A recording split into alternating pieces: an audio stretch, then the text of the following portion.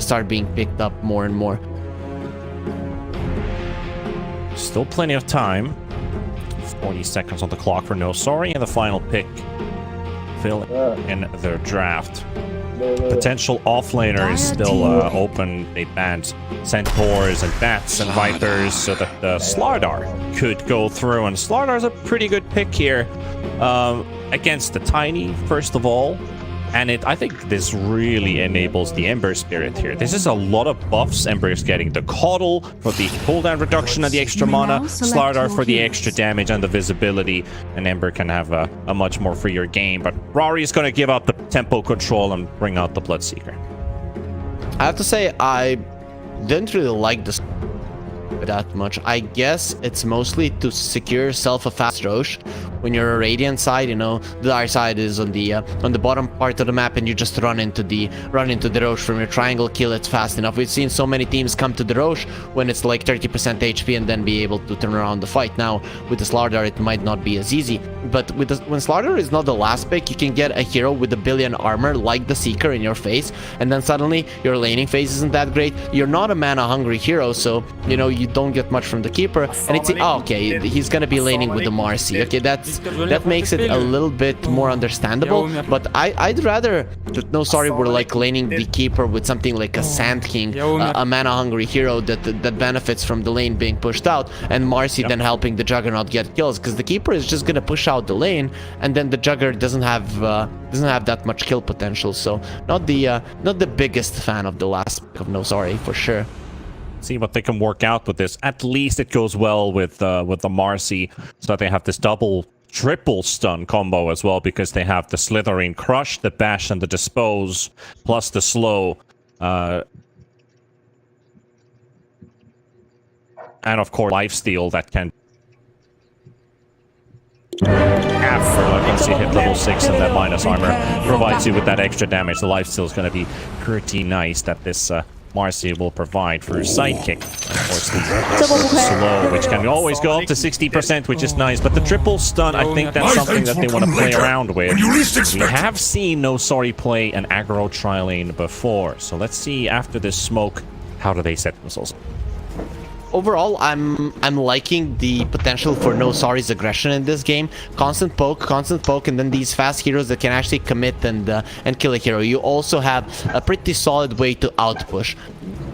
The thing is, though, I still like Hydra's lineup more. Asgold is pretty good at catching the supports who would like to split push. The laning phase should be okay for the side of Hydra, unless of course there's some tri-lane shenanigans happening. And, okay, they even get the ward down.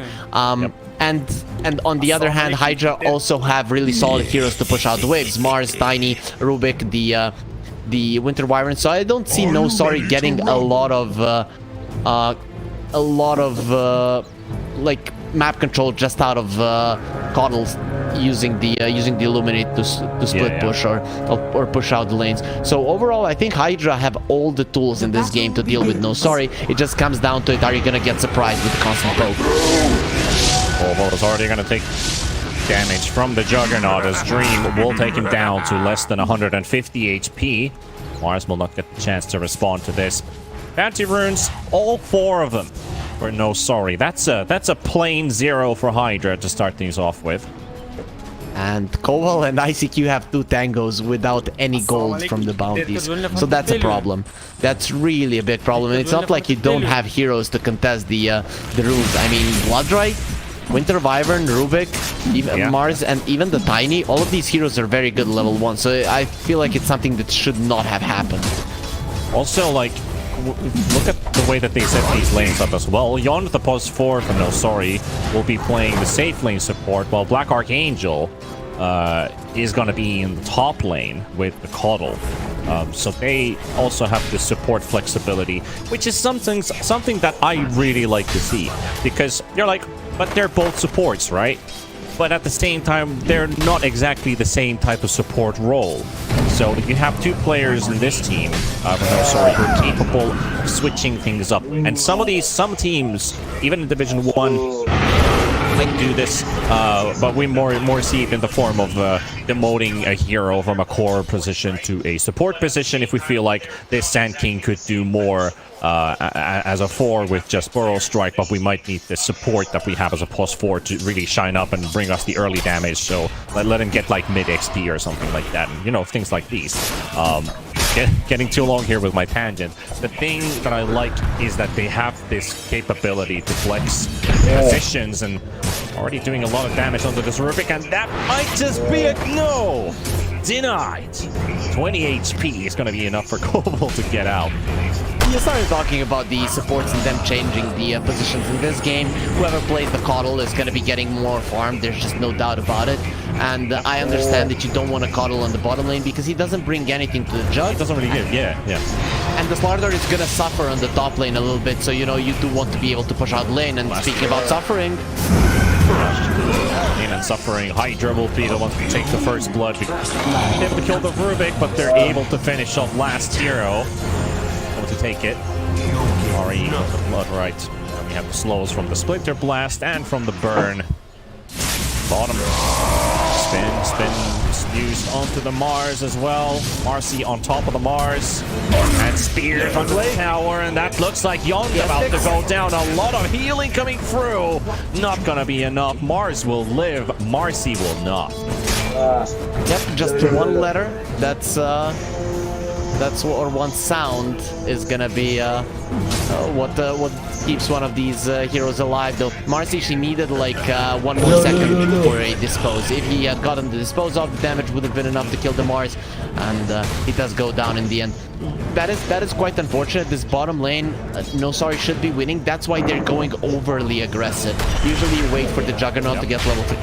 In Blade Fury, but they're kind of seeing top lane we're getting crushed, bottom lane we should be stronger. Let's go a little bit more aggressive, but it doesn't work out. I love how Black Archangel was for a moment trying to pull the easy camp away with Illuminate, so Kick wouldn't be able to connect the pull, but did unfortunately go all the way back, and Dream will get a response kill this time. Mars spun to death under the tower. Rubik there as well. Dream was really looking to capitalize on that first kill of his in the lane as well, because he's been denied it like 2 or 3 times already. Rubik TPing away. You have a low HP Mars under the tower. Oh, he survived again. Oh, I lost my support. So he gets one on the board as well. What is happening in the mid lane? Like, Tiny has 12 CS less than the Ember Spirit, and like it's only creeps from the jungle. Manic is crushing him here in the lane. I'm not sure how that happens. Tiny is actually a hero that doesn't really lose matchups, especially not to another melee hero. You have good animation for your attack. You have really good damage. And he got destroyed. He's almost being doubled. This is something that you, I'd say, never see in Asgold. He's not one that loses mid lane often. You know, this guy, in the worst case scenario, he's gonna be even. That is true. That is very surprising that he is getting this much of an advantage through the mid lane. Because I feel like there's just been very good resource management from Manic, because he's always chaining up the Tiny, so he's missing out on 1 or 2 last hits. He's poking the Tiny as much as he can. When he went for the 1-1-1 build, he would have that 1 point in Flame Guard, but Tiny can't really use his full combo to just burst through that Flame Guard, because his mana pool isn't really sufficient enough to keep on doing it. For sure. So I feel maybe Ascot's been playing a bit more passive and just allowing Manic to kind of get away with it. So that's definitely maybe some error that has happened maybe in his thought process during the lane, but he can salvage from it. Juggernaut getting spun, not actually getting tossed into a spear. Top lane? With Telekinesis almost getting that kill, and now with the Wyvern in the middle, Rari will take a double blast as well. Bloodbright connects onto the Slardar, but they're turning around, they're man fighting this, and they will get it. Rari also gets the heal out of last hero, and a couple pokes as well onto this call. He has to be careful. Of course, so they're still wanting to go. Didn't get quite. What the heck was that Illuminate? That wasn't even close. That would have been the kill right there, but they miss it. Yeah, he started casting it. You know, Rari was still too fast. Oh, he has mana now. Rari really playing with fire here. You're still against 3 heroes. You have to be very careful what you're doing. But in the end, that's gonna be quite nice for him. He started running to the right side, so there was the Illuminate there, and then he switched to the left. So Yond couldn't really toss him. Oh, this is so weird right now. Dream's got to be careful as well. Creep wave was glyphed, so he couldn't spin any creeps to death, and they were encroaching on him with ICQ and Koval. You've got Ember, Juggernaut in bottom. You have an empty mid lane where Ascald is now solo farming, and you have an aggro tri-lane for no sorry. This has got to be out of the ordinary Dota for the first 7 minutes, and I'm kind of liking that there's a bit of this, you know, this chaos. There's a bit of chaos in here. The only lane that went the way that we kind of expected it to go was the top lane. You know, in the bottom we expected more kills for the Juggernaut and the Marcy. The mid lane we expected an even footing, but that didn't happen. The only lane that kind of played out the way we expected is Seeker getting pretty solid farm, and the Slaughter surviving there with normal amount of CS, but still 2 deaths to his name. So that's the only normal one. Dawn is about to fall, but gets the dispose out spin onto 2 beautiful damage, and here comes the Ember Spirit, Manic with a rotation, and ICQ is down. They won't be able to get this Rubik unless they dive under the tower. Omni Slash is gonna not be quite enough, so he has to even use the Remnant Jump and make sure he gets the kill. So they will get both of them in the end, and Marcy lives. That's the scary thing. You stack up next to each other, you don't quite get the Marcy, she will dispose of you. And then you get this double spin damage. Top lane. Nice little chase here under the tower, roly-poly around the tier 1 tower. Rari will get Black Archangel. And the last hero on the chase. He's got his bash loaded up. Mid lane? It's a bit too fast. And now into mid, so even more action. And we're able to jump out though. He barely got the mana for the Remnant there. Ascald, he called Koval there to attempt to go for the kill, knowing that the Ember was low on resources, but he had just enough to survive, and of course it's an Ember Spirit, so he'll be back in the mid lane in no time, and meanwhile Black Archangel is going to be pushing in. This is not looking the greatest for Hydra, considering, you know, you did do well on the top lane, but the Slaughter still got a decent amount of farm. The Ember got too much, and Black Archangel, you know, this guy just needs a few more levels, and him and the Ember are gonna be causing chaos around the map. So Hydra, they're gonna be on a timing to make something happen in the next few minutes. The problem is you don't have a blink on a Tiny. He's not even close. It's not gonna happen soon. Yep. No dispose for Marcy. Ascot just tosses Marcy back when she came from, and they're gonna smoke up right away. I like the idea. They've literally just walked out of vision for a quick smoke, trying to surprise Dream, but there's vision, and Dream's gonna be walking out, but telekinesis range just needs a little bit more and get into the arms of Ascol, but he's too fast for Koval. Ace boots to safety. ICQ is gonna be there to push out the wave, so let's see if they wait for a bit longer, because Ascol doesn't want to miss this rotation. He's already spent some time making his way here. And now he just smoked the top. Yep. Okay, the Seeker is out. Radiant's bottom tower is under attack. See the Wyvern. And see the Wyvern. Juggernaut's still hiding under the tower. They're waiting for this move to happen in top. Then Jug will make the judgment call. Do I just spin teleport out, as he's doing right now? Radiant he's gone, and now they're doing the dive onto King. Dire's top tower is under attack. He didn't get the chains off. Radiant's bottom tower is under attack. Well, this is turning into a costly chase. At least space is being created by the Winter Wyvern, so everybody lives, nobody dies. No melting of the ice today for the Ember. Hydra, they dodged this move quite nicely. The problem, of course, the tower will be taking a ton of damage, but there is a trade. You know, so both of the tier 1s likely to drop. Mid lane. Too far. Misses the avalanche. The towers is still up though. This is the main reason I didn't like the Slaughter pick, you know, other than of course being able to counter it in lane when you see it and you haven't picked your carry just yet. But the Juggernaut is going for a Battle Fury. Right now, I would argue that Maelstrom is the best Juggernaut build just because of how well it goes with the Shard. And now you can see he's going for a Battle Fury because he knows that he has the minus armor potential coming out from the Slardar. So he isn't really going to be focusing on his spin and the shard. He's going to be focusing on farming, maybe getting an Aghanim Scepter somewhere down the line to be able to dish out the physical damage. And in my mind, that is not how a Jugger should work right now. Maybe it changes a bit with the Corrosive Haze, but definitely not the optimal way to play the Jugger. He's still top of net worth at least, so I guess he's feeling comfortable going with this Battle Fury build for himself. We see a lot of Blink Daggers are being queued up as well. Marcy and the Tiny. I believe the Slardar would also want his. He's basically got 1,700 gold already in his pocket. Saved up the money for it. Koval spotted by Yond. All he needs is to jump to get closer, and then I'll be slashed without hesitation onto the Rubik. And Rory will rupture Marcy. Spear rupture cost. That's a lot of throwing around of the Marcy for sure. Right, that's a lot of movement damage. Anticipated and hoped to see that there's going to be a lot of action between No Sorry and Hydra.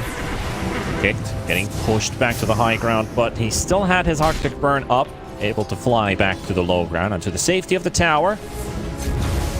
Yond getting some solo XP for himself. We have a blink on the Tiny now.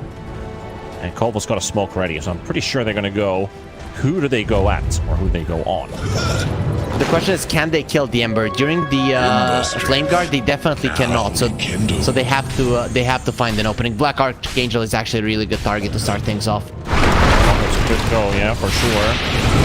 Waiting for a spell to steal. Nothing to grab. Ember's going to be out. Black Archangel down. And drawing a little triangle. On the bottom half of the map, Coddle's Rory is over here. Should we do something about this Bloodseeker? He's just free farming. So right now, No Sorry definitely at an advantage, not only because of the gold, but because you saw Hydra, they have to smoke for a kill. No Sorry, they don't have to. No Sorry can control Ember. Nice, got the Ember, but they don't have the damage. Like it's at 1600 HP. It's not nearly enough. Kicked in some trouble as well. He got the B ward. Can give his life away, but does he need to is the question. Good combo coming out. Doesn't really do much damage though. That's only a level 1 blood right. Coddle thrown into the air. That's going to be a 1-for-1. Manic keeping Ascol and Rory at bay. They found Koval on the other side of the fight. And here comes ICQ. Is he too far though? Take off forms in and goes for the dispose on Mars. Doesn't even care. Ascol with the full-on combo. Rupture going to be placed down as well. No Sorry, we'll find 2, maybe 3 as Ascol is down, and Hydra suddenly have to pay the ultimate price in the name of the team wipe as Dream gets a triple kill. And all that sparks from that moment is one dying after another dying and a third dying, and a Mars coming to rescue your support gets disposed. And that costs the rest of your cores to die, and that's everyone dead. This is the thing, because of how badly the mid lane went, the Tiny got his blink a little bit too late. And you know what Hydra did 3 minutes ago, they should have been doing like 5 to 7 minutes ago. And then if they would have just been a little bit stronger, you might be able to survive this. But the difference in lineups is, No Sorry, they can fight constantly. They don't care if they don't get the right initiation. And Hydra, they can only fight with the right initiation. You kill the Coddle, but the rest of the pack will be able to chase you down. So that is the big problem for them. And now, what you're waiting for is the BKB on the Bloodseeker to be able to fight a long drawn-out fight. And before that, you can only get pickoffs. And again, you only have a limited amount of smokes. So this puts Hydra at a big disadvantage. Bottom lane. It's going to be the Slardar that's going to be grabbed. Just need a bit more distance to close in, but he's going to be able to blink away. They just didn't have the lockdown. They didn't get the telekinesis. That would have been the one ability they needed to connect that kill. It's not going to happen. And the mid tower is already being pummeled, and Kick has been located. Young's going to be there, tossing the Wyvern and hurting him on the spot. The chain damage there as well, and here's Rory finding 1. Unleash being used by Yon, jumping straight into the arms of Rory. Rory getting disposed as they get the catch on 1 again. Rory down to half HP, but has the Ember Spirit finally taken too much that he can bite. He's barely getting the slate off, and a Remnant jump as well. They see him, and he's going to turn around to Rory. Yes, he will get the kill. He will take down Rari as he falls himself. Koval will be given this one. And Rubik has taken Dispose, so that's a good spell to have. But that's a 3 for 2 for Hydra. Overall, in terms of numbers, Hydra should be happy. Though they lost the Seeker, this is their timing. This is the guy that's going to be allowing them to fight a long fight. So in that regard, you're not happy. And also, you're killing heroes on your part of the map. If this was no Sari's part of the map, Hydra would again lose all of their heroes. So there's definitely a big difference in strength right now. This is just, you have solid lanes and you lose them. This is what the outcome will be. So again, Hydra, the plan stays the same. Wait for the BKB, but Rari understands that he has to join the fights. This is why Seeker is such a hard hero in games like these. You know that you have to help your team, but it's too hard to do so. Yeah, that is definitely what it is. You don't have a stun for yourself, you don't have a slow for yourself. It's all about silencing, movement, damage, positioning, and utilizing that passive. So you got to rely on your teammates to do some damage to enable you, and you just need to handle the rest. Bit of a difficult situation for him to be in as a melee hero. Imagine if Bloodseeker was a ranged hero. He would be really good. Yeah, for sure, you know. But luckily he's not. Meanwhile, in the river. Yeah, exactly. See what they can get here. So Rubik hasn't really got anywhere to go, but the arena onto 2, the curse onto 2. As the Emperor Spirit on the side, about to drop low. Manic almost dead, able to do another jump. But the avalanche is beautiful from Ascol, and will connect on the ultimate coming in as well. And that's going to take down Ascol, and almost the Mars as well. And the spin will do the rest. And Koval, where are you going to go? You're getting spun to death. You've got Dispose, but he gives away his life. And they've also kicked here. He is slowed, pushed into the arms of Dream. Here comes Lance here for the Blink Stun. And you have just given an ultra kill to the Juggernaut. Dream 11, 0, and 2 on the Jug. 12.3k net worth Battle Fury Jug. Doesn't even need to farm creeps when he can farm heroes. With the Jug being this farmed and going for the right-click build, the one that is not as popular right now, the Seeker gets the BKB and it doesn't change much.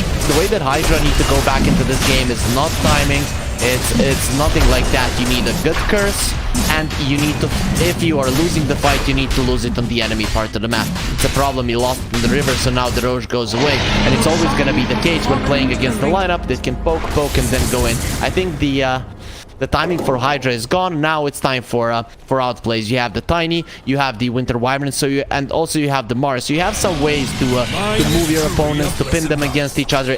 It's not like they don't have the tools. It's just if no Sari do everything right in this game, Hydra is not gonna have a chance. Yeah, it does feel like the Bloodseeker needs to have more levels at this point. He should already have a maxed out Blood right by now, which is a big source of damage, especially when they combine it with the arena. Mars with the shard, also able to pin down 2 heroes at the same time, would be a great thing to have, because like we saw in that last fight, you had a Mars arena on 2, you had a curse on 2 other heroes. You had 4 heroes locked down during that team fight, and you couldn't really get any of them killed. So that's a difficulty for Hydra. And we'll find a DD room for themselves while they are about to lose their top tower. Glyph used. Radiant's middle tower has a refreshed glyph for No Sorry if they wish to use it for a push, potentially. The mid lane tower against the Tiny with a blink when it falls is kind of a nightmare for supports. The reason why No Sorry let it go in favor of the tier 2 is when now with the top part of the map taken, No Sorry supports will be playing there. So you're controlling a part of the map that where if the Tiny goes in there, he's just gonna die. So you understand that leaving the mid lane tower to die now 20 minutes in just isn't gonna be that much of a problem for your supports any longer. So No Sorry just systematically now can start to doing everything Black Archangel, stays in the area that's protected, is forcing Hydra heroes to TP, and once they do, then No Sorry, it will be time for them to take over the bottom part of the map, the only one that they're not controlling. Dire's top tower is under attack. Black Archangel just keeping the top lane pushed in. Dream will happily siege this mid tower. Bloodseeker's BKB is finished. But that will give Rari some security to fight, but that still doesn't take away the threat of Omni Slash. Dire's middle will tower still deal a hefty amount of damage through the BKB if he's the one targeted by it. Radiant structure. They're pulling them into the base. Manic Unable to get... actually, unable... Sorry, ICQ unable to get instantly away as he got rooted, but no teleport under the tower, so... He's doing it the old-fashioned way. But is this the mistake that he is doing? Might run into no sorry. You see him. You have to leave one hero there if you're in a deficit like this. That's why no sorry just smoked immediately. Hydra as well. They're waiting to see someone on the map, to see someone pushing out lanes to get themselves out. You have been forced in your base, so you have to get out. On the other hand, no sorry, they want the entire map. They will take the bottom part of it, and then on top lane you gank, on the bottom lane you control. Very good moves from ICQ here. And finally gets into the tree line before Black Archangel arrives. Scan misses as well, so he will have a successful run. Very good read from him. Having an idea where no sorry most likely is, and doing a very random route out. So you have to get back home to his friends. If he had gotten caught somewhere in the triangle or at the close to his tier 1, the side of no sorry would have the option to just run into the enemy big jungle and take away all of the farm of the map from Hydra for the next like minute or so until the Mars is back up. So it was very crucial that ICQ survived. You know, sure, the gold lead is still going to be going towards no sorry, but that's just because they're so much stronger at this time and you have to dodge them. But at least you didn't put your team in a position that they can't get anything. Selfless act. Sense. The Aegis is about to run out in 50 seconds, so I wouldn't be too surprised if no sorry would actually poke the high ground here. At least they want to force them back to base. As you can see, the Juggernaut is charging onto the high ground. He doesn't see anybody here. Look at his vision. The only one defending currently is the Rubik. They see Mars coming in the river. So there, as long as they see the Mars on the map, like, just keep on going. Just keep on doing your thing. Asgold in the tree line. TP coming in from the Mars, who has been spotted. There's also a ward outside. And here's the lift. But the lift did not land into the spear, so... bit of a communication failure there. For sure. And doubting that there was even any communication. They're going for it. Just tight. Asgold tosses the creep instead. If they can kill him now, that would be big. But can they get to him? This is the race to the Aegis, basically. And there it is. And it's broken. Omnislam on me, Rory. Rory about the ball right away. Spinning outside of the arena as well. Slardar getting hurt in the middle. The Ember getting the jump on Rory. Takes down the Bloodseeker. And no sorry.